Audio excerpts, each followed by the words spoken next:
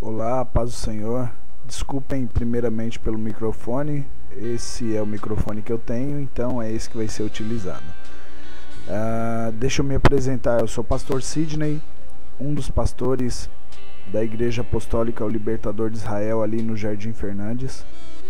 E hoje eu gostaria de falar um assunto de uma forma sucinta, bem rápida e de forma também profunda. Apesar de rápido, mas profundo, para que nós possamos entender esse tema que será abordado nesse instante.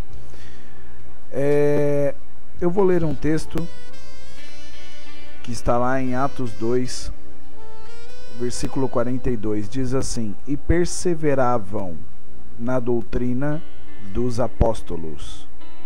E perseveravam na doutrina dos apóstolos. Nós vemos hoje, nós sabemos que Deus tem trazido novamente um movimento semelhante ao que acontecia com a igreja primitiva, e que é a igreja em células, grupos pequenos, e no nosso caso do Libertador de Israel nós chamamos de torres de oração, né? Porém, o Senhor nos fez enxergar um perigo e que nós precisamos tratar, né?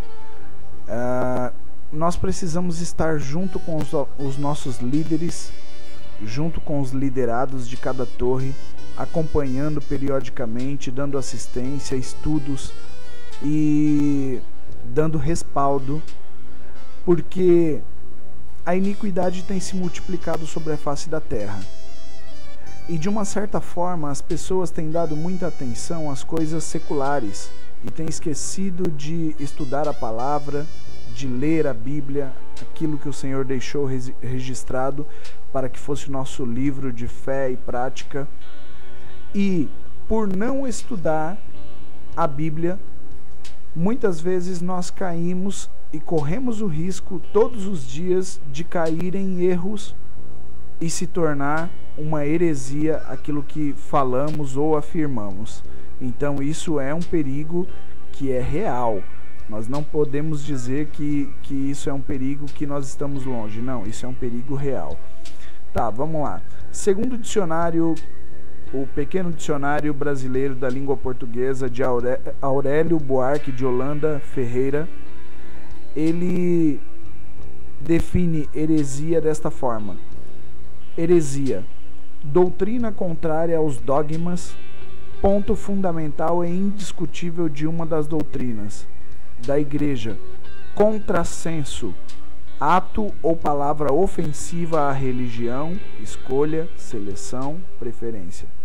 Embora heresia seja uma palavra que está no dicionário, não é usada apenas pelos evangélicos, nós a usamos para definir quando nasce algo que não condiz com a palavra, que se encaixa aí exatamente com um contrassenso. É um contrassenso à palavra de Deus. A palavra de Deus nos ensina que tal coisa deve ser assim. E aí certa pessoa vai e interpreta ela de uma outra forma, de uma forma errônea, e coloca aquilo na cabeça como sendo um ensinamento, como sendo uma verdade. Ali nasceu uma heresia. E existe um sério risco nisso, porque nós sabemos que existem seitas, e as seitas têm se multiplicado pela face da terra, e a cada dia nasce uma nova seita para enganar as pessoas, e seitas que muitas vezes se parecem com as igrejas evangélicas verdadeiras que pregam o evangelho genuíno, o evangelho verdadeiro do arrependimento, de Cristo salvando, do amor ao próximo. Existem muitas igrejas que utilizam a Bíblia e que na verdade são seitas. Então nós precisamos tomar cuidado. Como nascem as seitas? Vamos lá para a definição. De acordo com esse mesmo dicionário, diz assim: é uma doutrina ou sistema que se afasta da opinião geral, conjunto dos indivíduos que a seguem, comunidade fechada de cunho ou caráter radical, facção ou partido.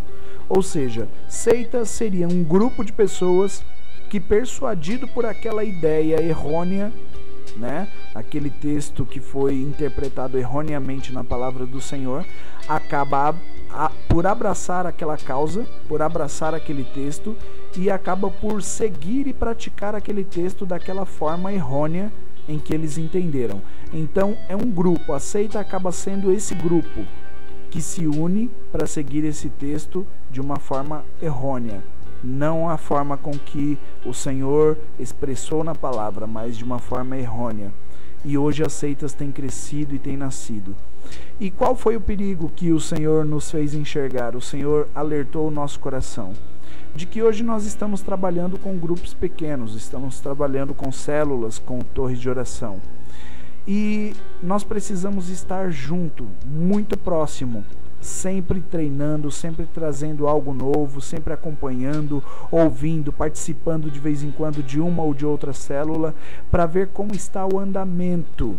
O acompanhamento é muito importante para evitar que se distorça a palavra, porque muitas vezes essas pessoas ainda não receberam a mesma carga, a mesma bagagem que nós temos na palavra de Deus.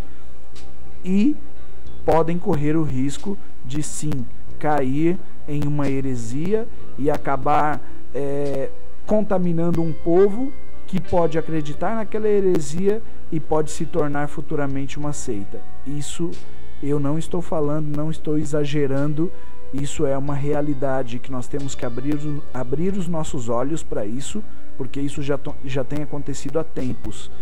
E a Igreja de Cristo, ou a igreja na face da terra, que se denomina a Igreja de Cristo, poderia ter brecado várias seitas se tivesse acordado e despertado para o ensinar da palavra, o ensinar saudável da palavra, o praticar saudável da palavra e o acompanhamento dos seus líderes e liderados. Bom, Atos 2, 42 diz que e perseveravam na doutrina dos apóstolos. Que doutrina é essa que o povo perseverava então? Essa que é a igreja primitiva que nós estamos lendo aqui em Atos 2, 42, que nós tomamos muitas vezes como exemplo aí para a igreja em célula, né? Que era aquela igreja que estava nascendo assim que Jesus morreu, ressuscitou, subiu aos céus, o Espírito Santo, o Consolador, veio, e então Pedro foi tomado ali com autoridade, começou a pregoar o Evangelho com autoridade, 3.000 almas em uma tacada só se converteram, depois houveram outras grandes pescarias de homens, né? Mas ele estava pregando, ele estava falando daquilo que já estava escrito, dos livros que já estavam escritos até o momento, e estava falando de tudo aquilo que ele havia vivenciado e aprendido diretamente do Mestre. Quem era o Mestre? O Senhor Jesus Cristo. Então era disso que o apóstolo Pedro estava falando. E quando nós falamos aqui no capítulo 2, verso 42 de Atos, que eles perseveravam na doutrina dos apóstolos, é que o povo tinha o coração voltado para aprender essa doutrina saudável da palavra de Deus. É isso que nós temos que ter em mente todo o tempo, de ensinar e ter esse cuidado, porque qualquer mover de Deus só vai começar no nosso meio, só vai acontecer no nosso meio quando a palavra estiver agindo no nosso meio.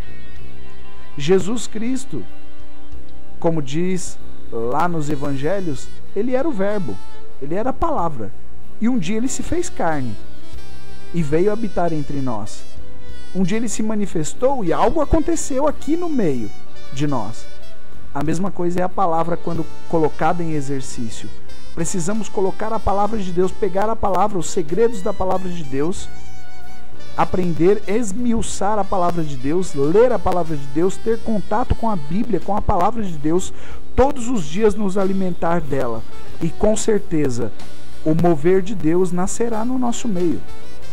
As promessas de Deus se cumprirão no nosso meio, mas porque nós saberemos aquilo que é o nosso dever como cristão e aquilo que é o nosso direito como cristão.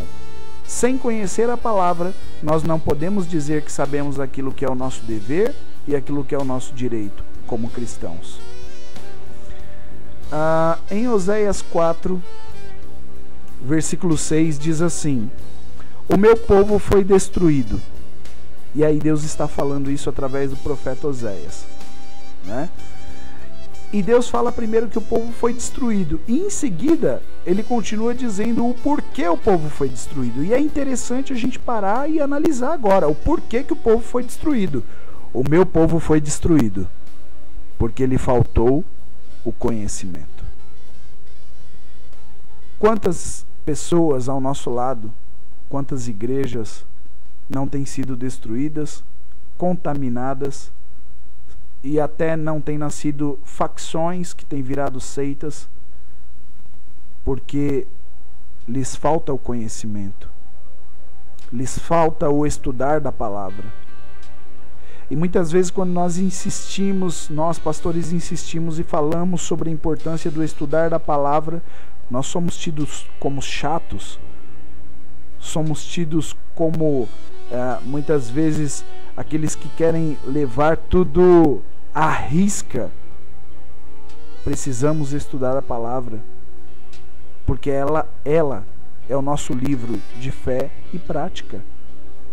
Precisamos entender a palavra para crescimento espiritual, para nossa salvação, para entender o que é o nosso dever, como eu já disse, e quais são os nossos direitos como cristãos, como filhos de Deus. Precisamos estudar a palavra para que não nasçam seitas, para que não criem heresias no nosso meio, crendices não permeiem, não tenham espaço para permear a nossa mente e nos contaminar o nosso coração. Oséias 6, versículo 3 diz: conheçamos e prossigamos. Conheçamos e prossigamos em conhecer o Senhor. Como a alva será a sua saída, e ele a nós virá como a chuva, como chuva serôdia que rega a terra. Prossigamos, conheçamos e prossigamos em conhecer a palavra de Deus, em conhecer o nosso Senhor. Você já recebeu uma dose? Já se achegou ao Senhor? Teve o seu primeiro encontro com Ele? Não pare por aí, meu irmão. Queira conhecer mais de Deus. Queira ouvir sim a pregação. Queira louvar ao Senhor, sim, tudo isso é muito bom. Queira ouvir os profetas do Senhor. Os profetas do Senhor. Tudo isso é muito bom, traz direcionamento à igreja. Mas queira você mesmo ter contato com a palavra de Deus, porque certamente o Senhor falará com você. O Senhor te dará direcionamento. O Senhor irá tirar as traves dos seus olhos, tirar aquilo que está nos seus ouvidos espirituais, que te impedem muitas vezes de ouvir direcionamentos direto de Deus. Que você possa aprender a ter contato com a palavra do Senhor. Isso que eu estou falando, embora sucintamente, é muito sério, porque certa vez no estado de Indiana, lá nos Estados Unidos, um pastor, denominava-se pastor, fez um curso e se formou pastor por correspondência. Nada contra, se alguém tem aptidão para isso e tem um acompanhamento legal, bacana, que tenha um acompanhamento. Se formou e o nome dele era Jim Jones. E depois começou a deturpar a palavra de Deus, o significado da palavra de Deus. Começou a pegar textos e a modificar. E o incrível é que existem pessoas que têm um nível de persuasão muito grande. E esse homem era um deles. Tanto que ele conseguiu arrastar mais de 900 pessoas, na verdade, porque os trabalhadores eram em torno de 1000 trabalhadores, para a Guiana, uma das Guianas que tem aqui acima do Brasil. Se você olhar no mapa, acima do Brasil. Saiu do estado de Indiana porque estava recebendo pressão.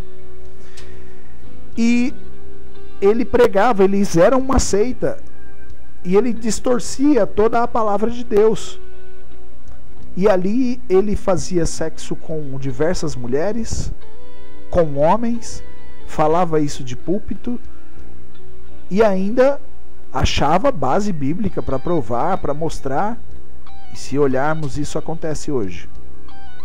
Não será difícil olharmos em alguns lugares e encontrarmos coisas semelhantes acontecendo hoje. E esse homem conseguiu, de tão forte que era a persuasão dele, quando houve uma perseguição por parte do governo e por parte da mídia e uma especulação, e ele viu que ele estava encurralado, ele simplesmente deu um comando e 900 pessoas tomaram veneno e suicidaram-se. Ele foi encontrado depois morto com um tiro. Não se sabe quem foi que matou ele ou se ele suicidou-se, não se sabe. Isso aconteceu em 1978. Mas veja o perigo da palavra interpretada erroneamente. O perigo da heresia nascendo no nosso meio, da disseminação dessa heresia, da formação de seitas e como elas estão se proliferando sobre a face da terra. Esse é um chamado para que a Igreja de Cristo acorde e comece a tomar posse dessa palavra e a ler esta palavra, para que não fique sendo levada por vento de doutrina e não caia em engano. E aqueles que muitas vezes reclamam por ter estudos bíblicos em suas igrejas: oh meu Deus, mas eu queria ouvir o profeta falar, eu queria um culto do balá, onde ele ia falar que eu vou receber um carro, que eu vou receber uma casa. Tudo isso é bom ouvir um profeta, quando é um profeta inspirado realmente pelo Senhor, é bom. É gostoso, traz direcionamento e é necessário. A Bíblia nos ensina, é necessário que ouçamos, que escutemos os profetas de Deus. Precisamos dar ouvidos, sim. É necessário, tudo isso é gostoso. Mas é imprescindível, é muito importante que você estude essa palavra. Porque sem esta palavra, sem a sua base estar alicerçada na palavra do Senhor, qualquer vento de doutrina te levará para lugares remotos, aonde você certamente estará exposto à morte. E quando eu digo morte espiritual. Que você medite nisso, em nome de Jesus.